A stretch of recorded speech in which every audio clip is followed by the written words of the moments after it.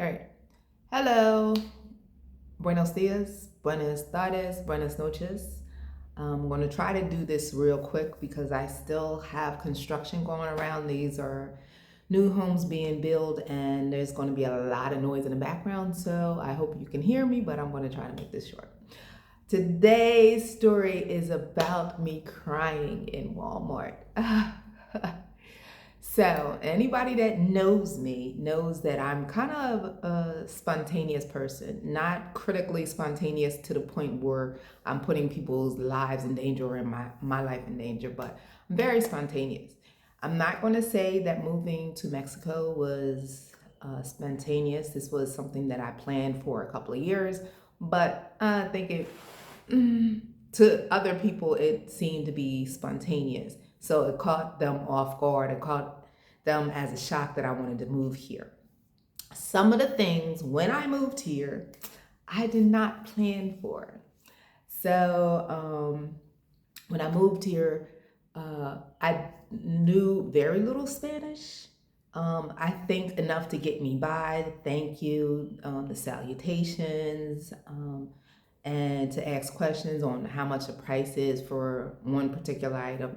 And that was about it. So when I found my the house that I'm living in now, it came completely unfurnished. That's something that I wanted. I didn't want other people's items. I didn't want other people's energy in the house that I was going to live in for at least a year. So I made sure that I didn't get a house that had furniture in it. And that included no refrigerator, no stove, no major appliances whatsoever. When I moved in here, it was my responsibility to buy the appliance for the house. And when I move out, those appliances are going to go with me, or we can make a deal between myself and the landlord on if he wants to buy them. So I move in, I have to get a refrigerator. And I'm thinking, okay, I have enough in my head to know how to ask how much something costs. I have enough in my head to give my address, my new address, and anything else I can't deal with, I'll deal with through Google Translate. That's not the way it worked out. Sometimes things get lost in translation severely, especially in Google Translate. What you're trying to convey is not what's coming across in Google Translate. So I look for a refrigerator. First, I try a place called Liverpool. They had stated that it was going to take about 2 months before I got my refrigerator. And it was a cute little refrigerator. You know how I use the word cute a lot. But it was a cute, small refrigerator. I didn't want anything big. But unfortunately, they told me it was going to take them 2 months before they could deliver it. So then I went to a place called Boxito. It's kind of like a Home Depot. I want to say it's a more higher end than Home Depot. There's a lot of things that they sell that Home Depot they don't sell. They sell a lot of appliances, fixtures. Boxito does fixtures for your house if you want to change things around. So I go there to look for a refrigerator, and lo and behold, there's the refrigerator that I want. Now, from what it appeared to me, the refrigerator that they were selling was the floor model, because initially they had a price of, I believe, 9,500 pesos, but the price had went down to, I believe, 8,200. So I know it was a difference of 1,000 pesos. So I was like, oh, good deal. Let me get this refrigerator. So I contacted the salesperson. She didn't speak a lick of English, and my Spanish was poor. So I tried to relay that I want to buy the refrigerator that's on display, because that's what it appeared to me. This refrigerator was on display. So she goes in, she starts getting on the phone with someone, and it's taking an awfully long time. So then I'm assuming, okay, it's a display. Maybe she needs to get the permission to sell the display item, even though they have it on sale. So I want to say she was there on the phone, and I was waiting for about 10 minutes. So she finally, I guess my patience was short and I wanted to know what's going on and why she was on the phone. So I text, are you on the phone with your manager to see if you can sell the display item? She shakes her head yes. And that's what Google Translate relays to her in Spanish. Then she shakes her head yes. So then I'm like, okay, so maybe that's the holdup. So finally, she said she gets the answer, the okay, that she can sell the refrigerator. So I pay for the refrigerator at the register, and they're asking me a couple of questions at the register, and I couldn't figure out what it was, but yeah. So couldn't figure out what it was. Come to find out, the young lady was asking me questions about the card that I was using and asking if I was getting points because I can get a Boxito card and get points for purchasing other things.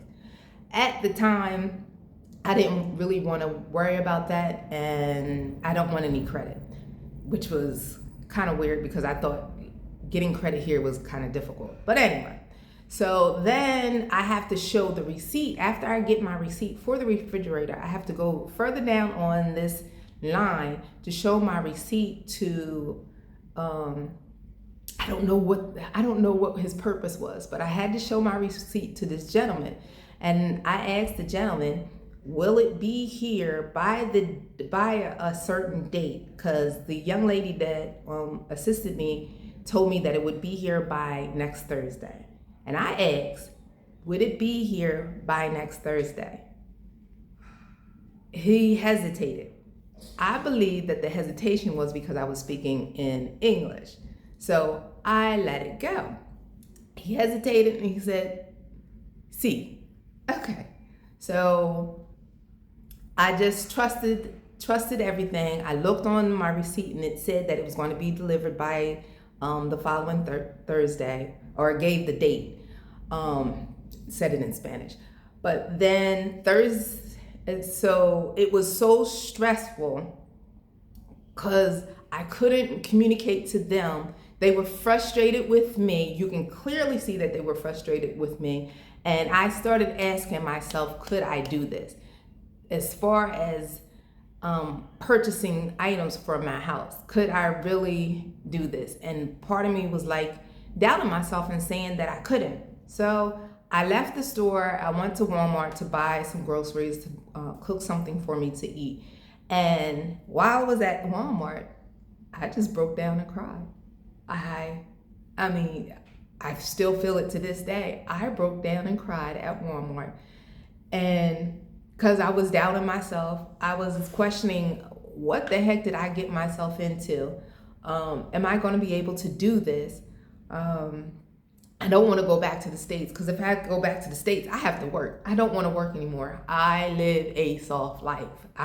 That's my goal. I'm living this soft life. So I'm bawling out, and then this woman out of nowhere, she comes, and here's the crazy part. She comes and she goes, baby, it's gonna be all right. It was a black woman. It is not a lot of black women in Merida. I mean, it's about 1,000 of us here. But for me to see that lady at that particular time and me crying, and for her to say it's gonna be all right, gave me the strength to continue. Oh, I'm sorry. I just said I wasn't gonna cry about it because it was very difficult. Because I was like this close of seeing I'm going back, and I'll just suck it up. But she was like, it's gonna be all right. And I knew right then and there that it was gonna be all right. So I say all of this to say it's going to be all right. Whatever dream that you have, continue with it. There's going to be bumps in the road. There's going to be obstacles. You're just going to have to jump over them. You're just going to have to jump over them, and you're just going to have to continue. And I know somebody out there is like, oh, it was just over a refrigerator. It wasn't just over a refrigerator. It was myself doubting myself, me doubting myself, and me not having the confidence in myself at that moment in time to make me break down. You got this. That's what I'm here to say. You got this. Whatever you want to do in life, you got this. And that's why I broke down and cried in Walmart. But now I broke down and cried in front of y'all. Anyway, thank you for listening. JoJo is out, and I'll talk to y'all later.